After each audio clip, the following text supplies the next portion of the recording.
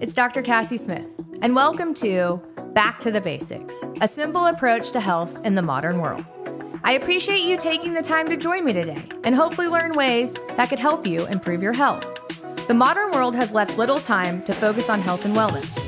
I hope to give you some quick and simple ways to be well and live your best life. Welcome back to this week's episode of Back to the Basics. Today we are going to talk about inflammation. I know we talk about inflammation a lot, but I have a very special guest who's going to teach us how inflammation affects our entire body. She does a special type of medicine called Ayurveda. It's rooted in India. And so she really looks at circadian rhythm and she looks at your gut, and she's developed these great supplements where turmeric is a staple, and she's actually helped fix joint pain and all sorts of chronic inflammatory disorders. So Dr. Shivani she practices this Ayurveda, which she's going to tell us all about. She's an expert in fusing Eastern and Western practices that help our bodies achieve equilibrium. She completed her master's in Ayurveda and her PhD in turmeric. Inflammation is a root cause for many health issues in our life, and we have the power to overcome it. Her passion is teaching at-home remedies to reduce inflammation naturally, will help you enjoy more energy, less brain fog, less pain, and ultimately achieve vibrant health. Dr. Shivani Gupta has practiced Ayurveda medicine for over 20 years, and her approach is to show you the tools in your toolkit so that you can reach for them every time you need them, instead of using our Western medicine we were talking about, like NSAIDs.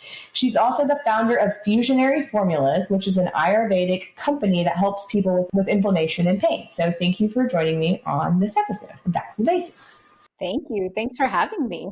Yeah. So I think I want to start because everyone's like, what is Ayurveda? Just like me. So can you tell everyone what is this practice of medicine that you are so great about? And then we'll talk about turmeric. How about that? Absolutely. So most people have not heard of Ayurveda. They've heard of a lot of the other alternative and integrative systems like naturopathic medicine, homeopathic medicine, chiropractic medicine, all these incredible integrative specialties. And oftentimes when we're at our last wit's end when it comes to our health, people will find Ayurveda. And so Ayurveda is an ancient system of medicine from India that's over 5,000 years old. And within that system, we teach a lot about food, nutrition, diet. We teach about your individual mind-body constitution that's based on the 5 elements, and we call that your dosha. Then we have our own circadian rhythm concepts where Ayurveda came up with circadian rhythm and taught us how to live according to the circadian clock. Then we talk a lot about sleep and how sleep is a key piece for our health. We teach about gut digestive fire and how having a gut digestive fire that's on point and strong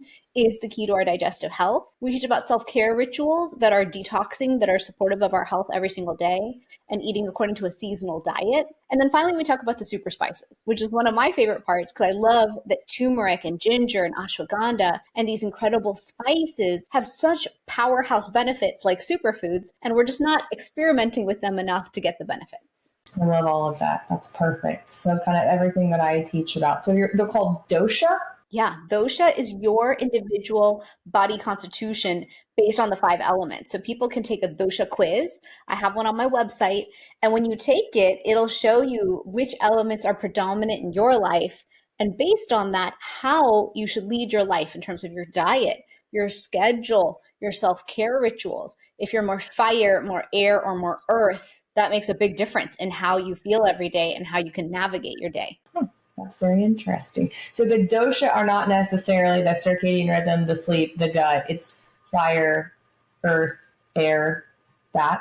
Yeah. So basically, when you take a dosha quiz, it asks you a lot of questions about your physical body, your mental state, like your mentality, your emotional health, how you respond to things. And once you take the quiz, it'll tell you, okay, you're more air ether. You are the body type called thin and wiry. This is someone who tends to be more lean. This is someone who can tend to be all over the place. Like they're running at high speed, kind of like a fan, like a ceiling fan. They're always in motion. They have that wind energy to them. They're lighter on the earth. And so they have a tendency not to eat all day, just snack all day. They have a tendency to be anxious, have disrupted sleep, maybe constipation and dryness in the system, kind of like wind. And so we have a whole set of guidance for them based on circadian rhythm, based on gut and all these things to help them stay more supported. Then you have a whole constitution called Pitta. Pitta people are fire. This is people who are ambitious, driven. They tend to be medium bodied, reddish hair, reddish skin tone at times. And so this person tends to be inflamed because they're always on fire. They get overwhelmed, burnt out. They tend to explode on everyone around them when they're hangry. And so knowing if you're a fire person is really important because then you can cool down the jets, keep yourself calm, cool, and collected. I perceive maybe you're a somewhat Pitta person, like you're fiery in the work that you do and teaching and building all these things. So you have to eat on time and really cooling drinks on hand to stay balanced. And then there's a Kapha person. Kapha is earth and water energy. So that's your person who's bigger boned. They're stronger. They're of the earth. They can lift heavier. They have round features. They have curly, oily hair. And so this person has their own template when it comes to a sluggish metabolism. Everything goes a little slower. They say one thing at a time, do one thing at a time. Sometimes our guys are really grounded and they have that Kapha energy. And so it's about supporting Kapha to move that metabolism, move that energy, and get that metabolism revved up so that they're supported. So that's what I mean by the elements. If we understand which element we're driven by, then we understand how to balance ourselves on our circadian clock. Seasonality affects us. Then our gut health can be different according to which element we are primarily, and so much more from there. So I'm sitting here thinking about all my like inner circle people and whether they're air or fire or so now I'm like fascinated. Okay, so that's awesome. I love that. And I'm becoming so much more like spiritual, energy driven. I did a podcast episode earlier with somebody who was just very energy driven. And I love that. That's, I'm learning, right? So I have not been that, but I do like it. So this is very fascinating to me. So then you said there's a quiz you can take and it can help you determine which one you are. And then once you know which one you are, then you can figure out how you're supposed to live your lifestyle or how you're supposed to live your life or what you're supposed to do in order to keep your health healthier. Exactly. Okay.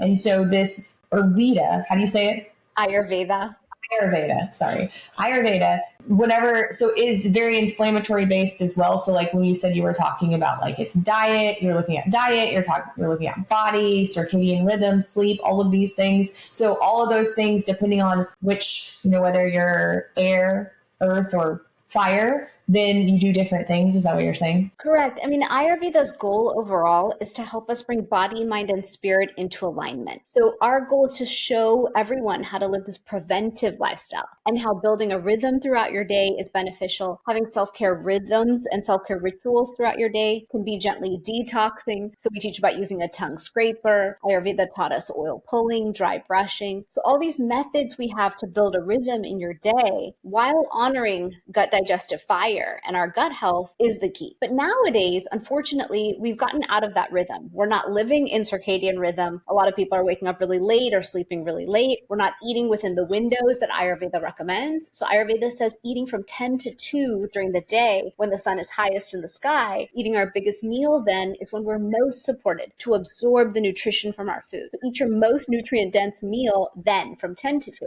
And then the Ayurveda clock says 10 to 2 at night is when we're going to clear the lymphatic system, the glymphatic system, and clear inflammation out of the system. So that's why I teach everyone, make sure you're sleeping on time. Make sure we're doing our sleep hygiene rituals and our sleep rituals to ensure that we're sleeping during those windows when we're most supported to clean and clear and rejuvenate the system. So Ayurveda is really trying to show us a way of life, a rhythm, a beautiful way to exist where instead of just consuming so much that's toxic in this world, so many toxic foods, toxic plastic things around us, there's a lot in the world polluting us. Instead, have a daily beautiful practice of cleaning and clearing out things so that we can stay in balance, but also vibrationally heal ourselves. I think of Ayurveda as if you bring body into alignment, spirit, mental, emotional health into alignment, what do you have?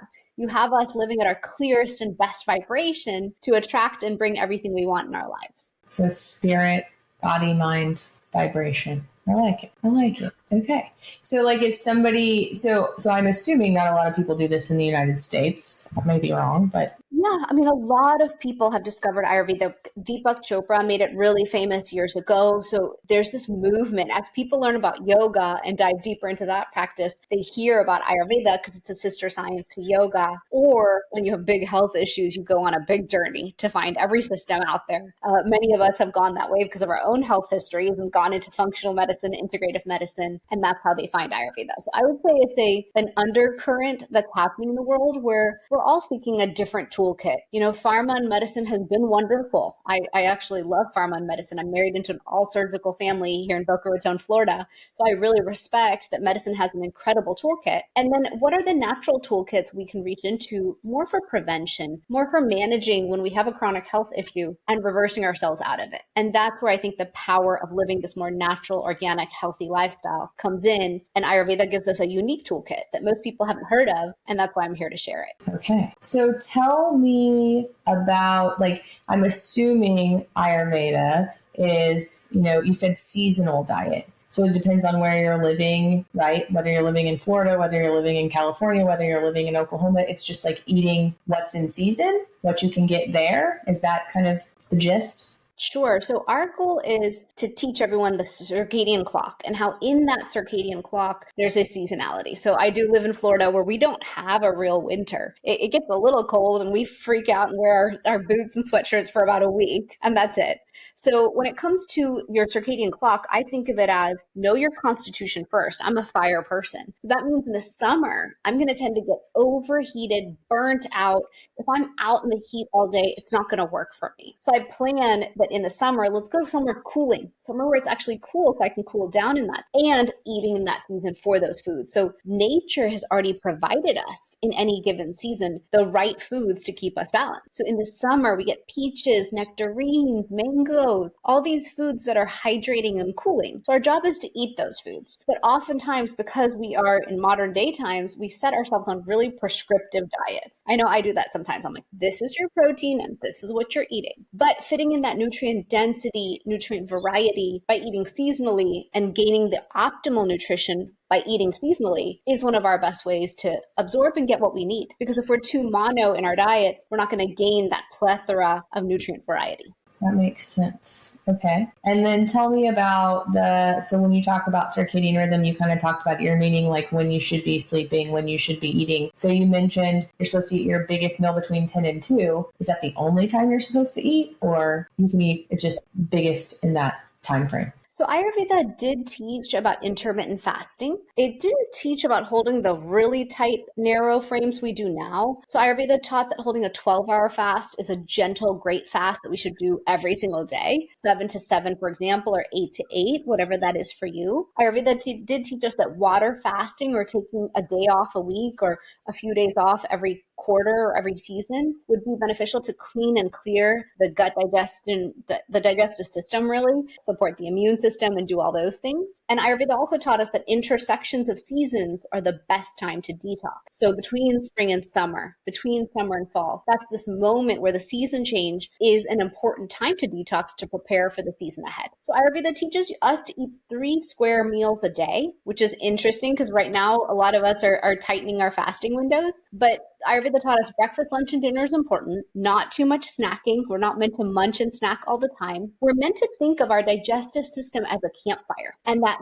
campfire is what we call Agni, our digestive fire. And so when you look at that fire, you're meant to open it up in the morning. Maybe you have a cup of ginger lemon tea in the morning to ignite that fire. Maybe you have hot lemon water in the morning. Maybe you use your copper tongue scraper. All of these are simple habits to ignite the fire. Then as you're going through your day, have a small breakfast that's healthy, warm, and nourishing. Not a lot of these empty, sugary breakfasts that people have nowadays, calling it breakfast food. Let's eat something savory. Then when you have lunch, make that your biggest meal. So if you're going to have nuts, seeds, meat, things that are harder to digest, put it all into lunch. And then when you get to dinner, if you need a snack, you can have one. I'm one of those snackers. I have to have a tea time around 3:30 or 4. And then around dinner, have a small meal. So soups and stews, easy to digest and process meals at dinner before bedtime. And stop that dinner about 3 hours before bed to honor your circadian clock. So that's the rhythm that we build throughout the day. And then I've added something on top of it. I teach something called tea time is me time, where I pause a couple times a day and just tune into myself and ask myself, how are you doing today? Have you taken your supplements today? Are you hydrating? Is there anything you need to do so you feel better today? And my own intuition will come up with all sorts of answers. Like, you need to cancel that thing you said yes to. You need to move the schedule or you won't get to eat dinner. And so really asking yourself those questions for me is a way to keep my circadian rhythm on track for the day, because then I'll make sure I'm eating on time, hydrating on time, and doing the things that I need to for me. And my whole world's not about my work or my kids or everything else. You call it tea time is me time? Yeah. I love that. I need some tea time is me time. Twice a day, huh? I do it about 4 times a day, where I pause, I have my tea, and it can be any warm drink. It can be your amazing coffee with fat in it or whatever it is you're doing. But just taking that moment to get off your phone, undistracted, and really take a moment, like a mindful moment and a mindful break for yourself. We're so often in our sympathetic nervous system, as you know. And so it's a way for me to just slow down, pause, drop into my parasympathetic, and ask myself questions so that I'm calibrating to my own day. Instead of it being that my day is running me, I can run the day and take care of myself in the way that I need to, as opposed to just being all over the place.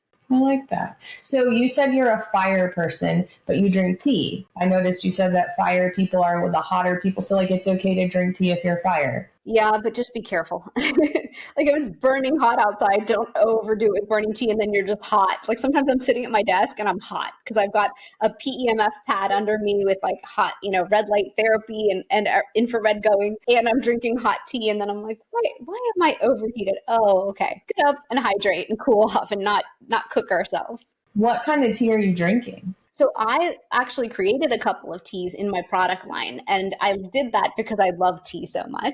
So green jasmine tea is my favorite above all. So I made a tea called Menopause Support Tea for those of us in perimenopause and the women in menopause who want reduction in hot flashes, night sweats. In my case, perimenopause, I need like mood support and stress support. And we know that the adaptogens from Ayurveda do that really beautifully. So it has tulsi in it. It has an adaptogen called shatavari. And shatavari is known as a queen of adaptogenic herbs for male and female reproductive organs. So it really helps us with all these different changes and hormonal changes that we experience in perimenopause, menopause. And then I made one called Unwind Tea. So after work, I can unwind. I'm so fiery, I'll just keep working till midnight if I don't put breaks in the system. And so I didn't want to crave dark chocolate or wine after work and all those things that we tend to crave. So I made an adaptogenic tea for that, just to calm down. Sometimes I need 2 cups just to chill out. And then I made one for sleep, because deep sleep to me is the key to reducing inflammation, having the energy I need this next day. So I have a sleep tea for sleep hygiene. So I have that at 9 and my body knows, okay, no more work, no more anything around this house. It's just time for our sleep rituals for bed. So do these teas have caffeine? Those don't, except the green jasmine. So green jasmine will. And so I can caffeinate from 7 a.m. till about 3:30, 4, and then I stop. By 3:30, I try to be complete on any green tea caffeine ideas that I have, and then only switch into non-caffeinated teas. So how much tea, so you drink jasmine green tea like all day until 3 o'clock, or? I'll have my first cup when I'm dropping my kids off. So 7:30, we're driving to school. I'll have my first perfect cup of tea. Then I'll wait mid-morning. I'm meeting with my staff and my team. I'll get my 10:30 tea in my mid-morning. Then I have lunch. And in Ayurveda, we teach never hydrate anywhere around your meals. Leave a 30-minute gap pre and post any meal, which is hard. That means all your hydrating has to happen outside your meals, because we don't want you to turn off that fire or slow down that gut digestive fire or turn off your enzymes, really, that are going to come out to play. And you need that digestive fire and acid to process your food. So I don't have tea anytime around lunch. I have one more at 3:30. And then when I get home, if I all of a sudden I'm like, I need a little something, that moment where I want a snack, I say, no, you know what? Have some tea instead. And that's when I'll have adaptogenic teas to just relax. And then I won't reach for the junk food. Okay. I like it. Okay. I'm going to check some of these teas out. So then talk to me about gut and digestion. So you said you think of the gut like fire, right? That's what you said. You wake up, you need to stoke the fire. And then talk to me about like the importance that Ayurveda teaches as far as like gut health. Is it important? How is it important? Is it different than how Western medicine looks at the gut? Does it relate to mental health and hormones? All the things. Sure. So over 5,000 years ago, Ayurveda had these incredible ancient texts that said gut health is the center of all health. Everything you want in life comes from having great gut health. And to disregard gut health is what affects all systems. So mental health, of course, anxiety, depression, being lethargic, feeling sluggish, all these moods comes from gut. Our immune system completely reliant on the gut. When it comes to our overall health and well-being and vitality, that also comes from the gut. So what's really cool is Ayurveda said it 5,000 years ago, and modern science is proving it day after day. We see all these papers on gut microbiome, gut-brain axis, brain inflammation is gut inflammation. It's all tied together. Ayurveda talked about our hormone health, everything, the vitality that we have as women through our decades of life, all tied into the gut. And so that reverence of gut is the central theme in Ayurveda. It's the center of everything. So when we talk about circadian rhythm, it's to support your gut. When we talk about self-care rituals to detox, it's to support your gut. When we say this is your constitution, we're trying to show you how to custom optimize for your gut health and any of the setbacks that are typical for your element. And so yes, gut health is the center of all health, according to so many of the ancient systems, but most especially Ayurveda. Love that. Okay, so now I want to transition. Well, so is this practiced a lot in India still? I guess, is this like more than normal in India than traditional medicine, or how is that going? Sure. So India has over 1 billion people, and this has been practiced for thousands of years. So I would say the majority of Indians practice this way. It's kind of built into our life because in our kitchens, we have a spice box and it has a lot of the spices called the super spices from Ayurveda. We are taught to focus and make sure we're having a great bowel movement every day. We're meditating or doing some form of yoga or stretching every day. So much of it's built into the lifestyle of how you're raised as an Indian. I think in modern day times, it's been interesting that Western medicine took hold when the British occupied India. So as colonialism expanded, things switched to Western. And then now in recent decades, it switched back. So there's a big recurrence and resurgence of Ayurvedic medicine, homeopathic medicine, and all these systems being used because people want natural alternatives. And that happened more so in the pandemic, which was interesting to see. Everyone was like, our turmeric works. We're going to use it. And I was like, yes, you should. Yeah, no, I agree. I think that's happening in the United States too, thankfully, is people are sick and tired of being sick and tired. And they're sick and tired of paying a lot of money for medicine that doesn't work. And so I do see that kind of changing here. So I'm glad it's changing in India. So you said you have these spice boxes. Now you've got me. We're going to talk all the turmeric things because you're the turmeric expert. But what other spices are in your Indian spice boxes besides turmeric? So we have spice cabinets. I have a spice drawer. I have all my backup spices in boxes in the pantry. And then we have this thing called a masal dhani. Masal dhani is like this round thing we have. It's metal with all these little bowls. And what that does is it gives us easy access to the spices you're going to use in every single dish. They're not optional. They are the main spices we use. And so that box that I have, that metal box, has turmeric. It has cardamom. Well, no, not cardamom in my case. I don't use much cardamom. We have cilantro. So we call it coriander, dried and grounded. We grind it ourselves in our home, so it's fresh ground. Red chili pepper. I have garam masala. Garam masala is a mixture of spices, but it's beautiful because it has black pepper in it, which activates the turmeric. We have something called amchur. It's like a mango powder, so it adds this lemon acidity to the foods. And then we have whole cumin seeds because we want to make sure that whole cumin seeds are in the base of almost every dish because it helps with the digestion of that dish. And then we have one more spice that we keep separate because it's so stinky. It's called hing, and hing is also very supportive to digesting the food. So when people say, I can't eat lentils, I can't eat beans, I'm like, you guys just don't have the spices for it. We have the right spices that help pre-digest that food. So when it comes in your system, it's really easy for you to digest. Interesting. So is there like a cookbook where you can find all this information? Yeah, I built a cookbook, like an anti-inflammatory cookbook that's on my website where I show people how to use these spices. I love that. And those are just a few, but those, like, you eat those in almost every single meal? Yeah, those are in every dish. So every day in an Indian household like mine, we cook a lentil, we cook a rice, we cook a mixed vegetable of some sort, sometimes with potatoes. And then we have our tortillas, our roti. And so that's common. Like those will be used in the vegetable and in the lentils every time. So you cook all this every day? Yeah, I teach Ayurveda, so I have to eat fresh food. So we are eating fresh food 4 days a week. 5th day, I allow leftovers because it's like the weekend. Who has time? Because we've got soccer practice. And then we'll usually go out for Thai food and different things on the weekend. But I will never eat food past 1 day old, ever. So because we consider that stale food, dead food. We consider it lacking prana or pranic energy. And so that food is going to make you sluggish. It's hard on that digestive fire to throw dead old food on it. So I have lived this lifestyle for years. I had my own big gut health issues growing up. So to me, eating fresh food is the central thing that my household needs above everything else. So you just learn how to portion and make sure you don't make too much food. Yeah. So you're not wasteful. Yeah, I mean, sometimes we are wasteful. It's true. Like sometimes when you make lentils, you make a lot, and I'm not willing to eat it past a day. So I'll take it to work. I'll be like, anyone want some lentils? And most people will take the food from me. So okay, that's very interesting. So then all my meal preppers out there that are listening to this, their minds are like, I know meal preppers don't like that statement from Ayurveda.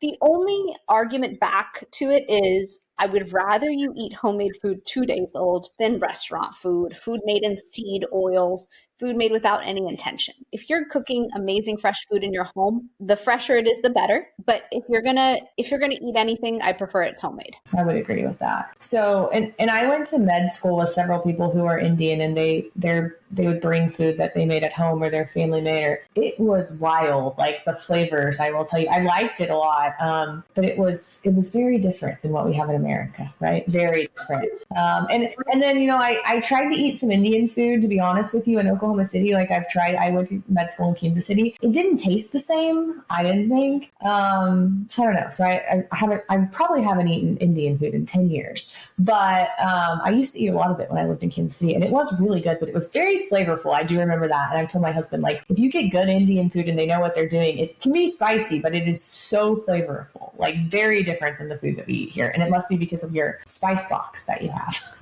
For sure, exactly. And the thing is, restaurants sometimes add so much fat, so much cream.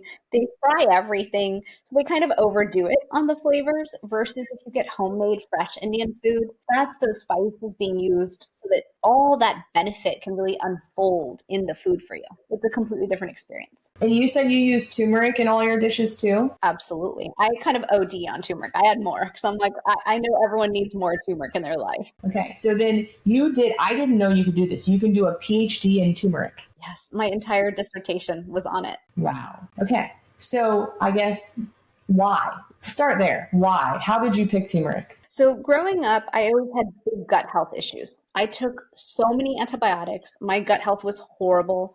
And by post-college, I finally realized, you know what? There has to be a different way. And I was in India at the time, and I discovered Ayurveda there, which had already existed. And I went on this quest to study it and understand it. And I studied it on my own. And then finally, I decided I want to write books that change the world. And so I got my master's degree in it. And in herbology class, as I was sitting there, the teacher kept explaining, cumin does this. Coriander, which is cilantro, does that. Ashwagandha does this.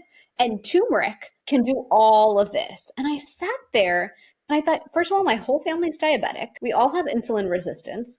I exploded my gut as a kid unknowingly. And you're telling me turmeric could have fixed all that? But I'm eating regular turmeric. It's in my food. So how come I didn't get the benefit of turmeric? I eat more turmeric than anyone else in my country, the United States. So I went on this journey of studying it more. And my advisor said, you should really do a PhD. And I said, I am not that nerdy. I don't think I'm capable. And he said, you are capable. I'll help you. And so I started studying turmeric, started reading the science, and it was so compelling. We have now over 17,000 scientific studies in PubMed and published journals that talk about the effects of curcumin from turmeric on the body. So what most people don't realize is out of the entire turmeric plant, when you buy it raw, it's beneficial. When you dry it into the spice, it's more concentrated, has more impact because it's concentrated together. And then when you extract from turmeric, you find the curcuminoids, which is the 3 to 5%.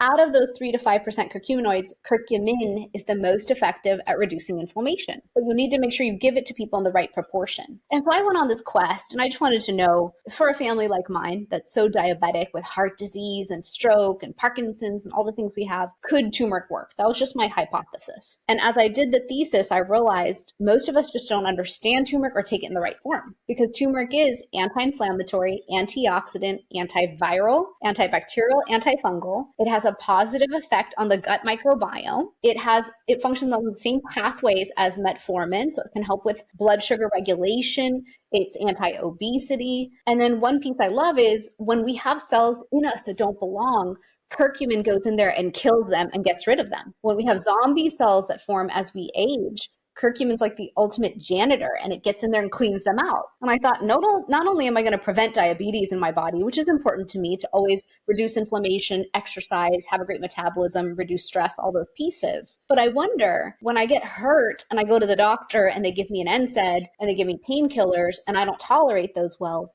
could we use turmeric for that? And so that was my thesis 10 years ago that I've been working on. And I've been able to prove that to be true. We can use potent curcumin for chronic joint pain. We can use it in so many different ways. I have a lot of people who use it for their immune system because it's antiviral, antibacterial. So I just love that it's such a multifaceted plant, that Mother Nature gave us this one solution that does so much, which makes it easy because then we can take one thing and get all these benefits. That's amazing. So I would be thinking the same thing. If there are all these different spices, why are we not just using turmeric, right? So you said you have to take it. So like if someone's listening to this and they're like, okay, great, I can go buy turmeric on Amazon, right? Like I'll just go buy some curcumin on Amazon. Is that the same thing? Does that work? You said there's a certain like ratio you have to take it in. So tell me about that. Sure. So a lot of people buy turmeric, the powder, the spice at the grocery store. It's a couple bucks. And when they put it on their food, they're sprinkling it on their food. Like you said, in the West, we're not used to using all those spices in a high concentration to get a result. In Indian food, we're at least putting a teaspoon at a time. But when it comes to the level of inflammation most of us have in modern day times, myself included, just living in modern day times with the water, the air, the pollution, all the environmental factors, and our own diet with seed oils and sugars and these kinds of things, alcohol, all that inflammation needs a higher dose of turmeric to actually get a result. And so those curcuminoids that exist, a lot of people create supplements and put them on Amazon. A lot of people are ordering them from all over the place, China, who knows where. And so for me, it's very important that when we source our supplements, we go with someone we trust, someone who knows what they're doing, someone who actually makes it in the right way. And so in my case, I sourced out of India, but made mine in the US, where I have control over production, third-party testing, and all those things. So I could ensure that when I hand this to a doctor and say, hey, can you give this to your patient? They trust and can trust what we're doing. And so that's the difference between ordering Amazon supplements and ordering from someone like you or me, who's actually focused on quality and potency, where we want a functional medicine doctor. In my case, I want a functional medicine doctor to say, yeah, I actually saw the difference. I know that one worked. Because a doctor knows what works and what doesn't work on the patient. So your curcumin is sourced in India, made in the United States. Do you have different types of curcumin? Like you said, there's curcumin powder and there's curcuminoids or something. You said, like, does yours have different types of curcumin in it? Or yes, does actually. So I made one formula called turmeric gold, and I made that to follow the classic, what the science says in all the literature, that 500 milligrams of curcuminoids with black pepper extract, which increases the absorption 2,000%, will work in the body. And then I added turmeric back in for the synergistic effect of extract with plant and whole plant. But within those curcuminoids, I source a 98% grade potency. That's normally when we land, where we land in our batches. And it's in the exact right proportion nature, so we absorb it in the body. So it's mostly curcumin and then some of the other two, so we get the benefits. A lot of people put all three equally.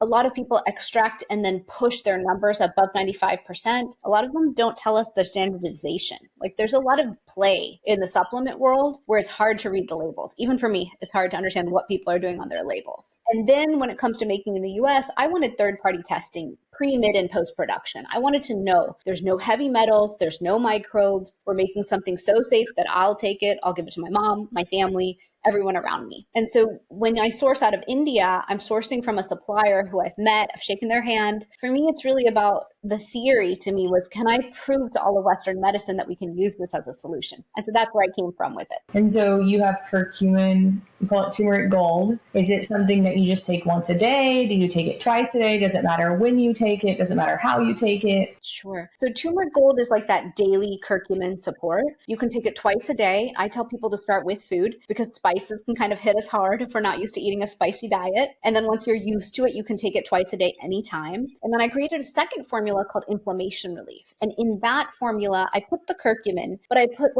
everything else an Ayurvedic doctor would have given you for inflammation. So it's a synergistic blend of boswellia, dried ginger, amla, guruchi, all in the right proportion. And so a lot of people who come to me are inflamed. They've got pain, they've got issues going on. So they'll take inflammation relief, and if they need more support, they add on turmeric gold. And it's interesting because it's the orthopedic surgeons who I started with 10 years ago who combined them. They said, your turmeric's awesome, but if you put two together, then you really solve their joint pain. And I was like, okay, I didn't think of that. I thought one is daily, one is in pain, but they just put them together. And so we have thousands of people who take it every single month. They call us, they tell us my back pain's gone, my hip pain's gone, my knee pain is gone. And so that's the most fulfilling part of what I do, is if I can reduce that pain and get you feeling better, then you can move, you can have more energy. And in women's health, we know our gut inflamed is a problem. If our body is inflamed, our hormone health is affected. And so I myself take a higher dose because I always want to reduce my inflammation and feel my best. So do you take the turmeric gold or do you take both of them? So I love turmeric gold.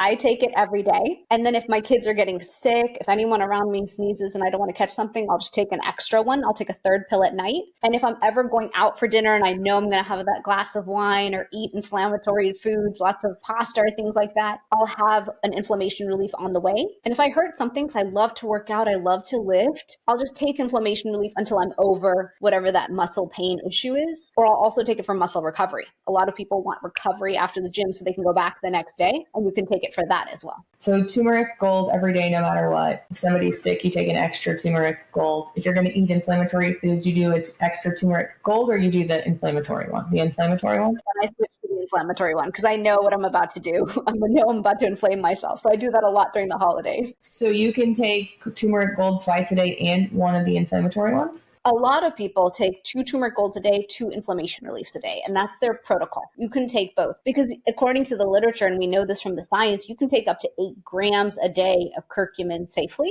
At that point, they've seen some GI disturbance and distress because if you put that much curcumin in the body, you're going to get that impact. So it's very safe to take a couple of grams of curcumin, 1, 2, 3 grams a day. Even if you're eating it as well, like putting it on your food. Yeah, because the food part is only good for those of us who aren't really very inflamed. That's a good daily support. But I truly think that in modern day time, most of us are quite inflamed. And that is the problem. We're from a root cause perspective, that low grade fire that's burning through us is wreaking havoc. Many of us see it. For me, I'm in my mid 40s. So I experience it as brain fog, digestive issues, headaches. My joints will feel stiff in the morning if I'm not managing myself carefully. And so I do think that taking a curcumin supplement is a whole different league than just putting turmeric in our food, but putting it in our food is still beneficial. It's still good for you. Should we put black pepper on the turmeric if we eat it? Yes. When you eat turmeric, always add black pepper or a healthy fat. Both are known to increase the absorption. So you can do either or. We know black pepper increases the absorption 2,000%, and we know healthy fat supports the absorption. Okay. And then is there a age range? Like, can kids take turmeric? Is there an amount that kids can take? We have no published science on kids yet. So that is completely up to you. Parents call me all the time and I say, you know what? It is up to you. It depends on the size of the child. A lot of times the kids are adult size and it's fine. Otherwise, it's kind of subjective. Okay. Yeah, that's typically what I tell them too. If you have a child that weighs 120 pounds, are they a child? I mean, yeah, so exactly. Okay, so that is very fascinating. So you've got this supplement line. Are there anything else? So you make some teas and you make different types of turmeric. Is there anything else in this supplement line, in this arsenal behind you that's going to help us feel better? I love the turmeric the most. It's what I focus on. Then I do the adaptogens and the teas. I made some gummies just to support people because we know we need vitamin D and these things. I have a sleep gummy that has GABA and it has melatonin in it. And that one and L-theanine, those are the 3 ingredients. I love the gummy because when I travel, a lot of times my sleep gets disrupted. So I'll take it to get a great night's sleep. Or if I wake up in the night, I'll just take one gummy to give me the rest of my night's sleep because I'm obsessed with my sleep score and getting perfect sleep. So I love the sleep gummy as well, but I try not to lean on it every night because I don't want to be reliant on it. Yeah. So do you think, is there anything that we missed that people need to know about anything that we've talked about, turmeric? Is there anything that I didn't ask you that I should have asked you that you can think of that would be beneficial for patients? I just want people to know that this creation from Mother Nature has so many multifaceted benefits. And when we get inflammation out of the way, when we get that gut microbiome supported, we know that turmeric has a very powerful effect for brain health. We know it affects amyloid plaques, tau tangles. We know that as we age, our mitochondria slows down. There's this dimming of the energy and light out of our mitochondria, and turmeric supports our mitochondria. So it has a very powerful anti-aging effect that I love. I presented at A4M Vegas last year, and my whole presentation to the doctors was it affects our sirtuins, our AMPK pathways, it affects our telomeres, which are the ending of our DNA strands. And so the fact that turmeric can get in there and support us as we age, to me is really phenomenal, because now I am aging. I'm in my mid-40s. I'm seeing it. I'm feeling it. And I really want to age while keeping my vitality and energy. And I think that takes a pretty big investment. I am doing a lot of HRT and all the things to feel and look my best. And so to add turmeric to the plan is a great way to reduce the chronic inflammation, but also heal all sorts of things. I find curcumin goes after the big problems first, then the medium-sized problems, and then really small problems. Because people call me and say, my hair is better, my skin is better, because it can affect your skin. Or they'll say, my gingivitis is gone, or all those aches and pains I thought were part of aging, those are gone. And I always say that's inflammation. We forget that it's not aging that's making us slow down, it's the inflammation on board as we're aging. And so just reducing that inflammation can be the best thing that we gift ourselves. Yeah, so it is good for hormones because, again, inflammation is going to mess with your hormones. Also, mental health, that was the other thing I was going to ask you about. So we do know that a lot of mental health is not only gut related because we're not able to absorb nutrients and serotonin and, tryptophan, which makes dopamine, serotonin from our gut. But, the anxiety, the depression, a lot of the issues that we have as we're going through menopause or as we're having hormonal issues, I'm assuming it's going to help all those things because these are all inflammatory based issues. Yeah. So before we kind of wrap up, I want you to tell everyone kind of where they can find you. I know you have a website. I think you have a podcast. I know you're on Facebook, Instagram, LinkedIn. So kind of just tell everyone anything that you want them to know about where they can find any more information about turmeric, about you, about all these things. Sure. So my website is my name, shivanigupta.com, Shivani. And on there is the dosha quiz and my inflammation guides and everything.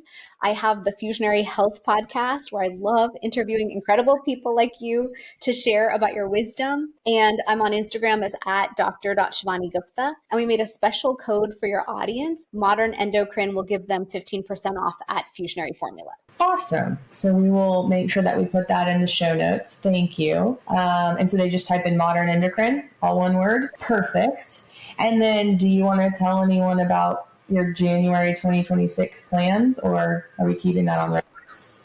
Yes. So January 2026, my first book with a publisher, with Hay House, is coming out. It's a book on inflammation and Ayurveda and this entire lifestyle and how we can apply it to ourselves. And so I'm so excited to have that book come out into the world. I'm excited too. I want to read it and I have to wait a year. So I'm going to send a message to my social media team so that we can remind people next year about this book. So I'm super excited. I asked her before the podcast about the name and she said no, so that's okay. We'll wait on the name, but I'm super excited to read her book. It sounds like it's going to be very complimentary of sort of what I'm writing a book about as well, but just in general, it's going to be really good for people and just very interesting because now I'm very intrigued in all the spices and just all the things. And I'm going to take the quiz, but I already think I know what I am. I think I'm a fire too. I'm pretty sure my husband is an air. I'm pretty sure I'm a fire. I know several earths, but I'm very interested in this. So obviously, this episode so far has been packed full of very interesting things.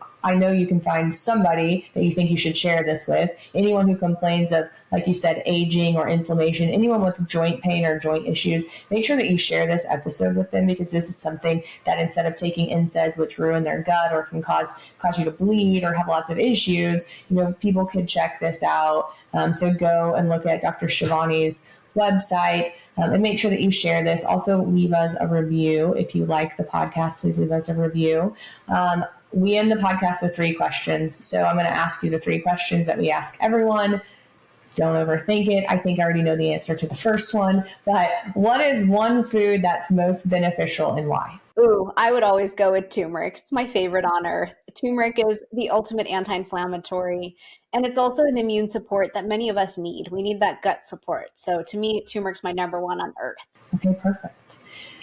The second question, what is one thing that anyone can do for their health that's completely free that would benefit their health besides eat turmeric? Yeah, I would say walk in nature. I take circadian walks in the morning, in the evening. Of course, it's moving and we need our steps, but it also clears the lymphatic system, which is a big focus of Ayurveda. And it's also allowing nature to heal you. So I always tune into nature, let go of listening to anything on my phone, and just tune into the beauty of nature. And that's my best way to drop into my parasympathetic nervous system, relax, and allow the universe and I to just communicate. Like, how do I absorb all the goodness of the world and hold the vibration and frequency that I want? Yeah, I completely agree. And I'm a big proponent of circadian walking. And most people know that listen to this, I walk in the morning and I walk at night. I will admit that I a lot of times have headphones in and I'm listening to podcasts. But one of my New Year's resolutions this year was to get rid of the headphones and to be very present in nature and just look at the sun and hear the things and smell the things and just like, and I've noticed when I've done that, I've only done it for a week, but I did notice that you kind of drop into this like parasympathetic. It's different than when you're like stimulated and listening to something. So I would second that. And I would encourage people, if you are walking in nature, to get rid of the headphones. So you're going to have to listen to us at a different time. I'm sorry. I know we're very interesting, but don't do it while you're walking. So I agree with that. And then the last question is, what is one thing you wish you would have known about your health 20 years ago that you would have done differently so that you are healthier now? And I might know the answer to that too. I wish I knew that we had a gut microbiome and that you had the ability to completely damage and destroy it with soda. I used to love soda. I loved a lot of inflammatory foods in my younger years. I loved, and I took a lot of antibiotics. And I never took probiotics. So 20 years ago, if I had known that, a little over 20 now, it would have changed my whole life. I probably wouldn't have discovered Ayurveda and gotten to teach what I teach now. So maybe that's the lesson I needed to learn. But gut microbiome is the key to everything in life. And if we don't address it and love it and optimize it constantly, because it's an ever-changing thing, then we don't get to have the brain, the focus, the energy, and the vitality that we want. I would completely agree. So, Dr. Shivani Gupta, thank you very much for being on our podcast and kind of teaching us about this very interesting form of Indian medicine, and then also teaching us everything we need to know about turmeric. So I appreciate your time. Thank you. Thanks for having me. Yeah. The information presented, including any materials discussed, referenced, or linked within this podcast, are for general educational purposes only, not the practice of medicine. No doctor-patient relationship is formed from you listening to this podcast or utilizing any of the information provided. I am a doctor, but I am not talking to you as your doctor. The information provided is not intended to diagnose or treat health problems, or take the place of the professional medical care provided by your doctor. If you are experiencing any health problems, including problems you believe have been touched upon in any respect within this podcast, you should consult your doctor about the problems without delay. You may ask your doctor whether he or she believes the information I have provided would be helpful to you, but you should still consult your doctor immediately and follow his or her medical advice as your treating physician. I'm just here to provide you basic knowledge about the issues we discuss so you are more aware of them and can better discuss them with your doctor. That's why we call it Back to the Basics. Join me on the next episode as we continue our journey.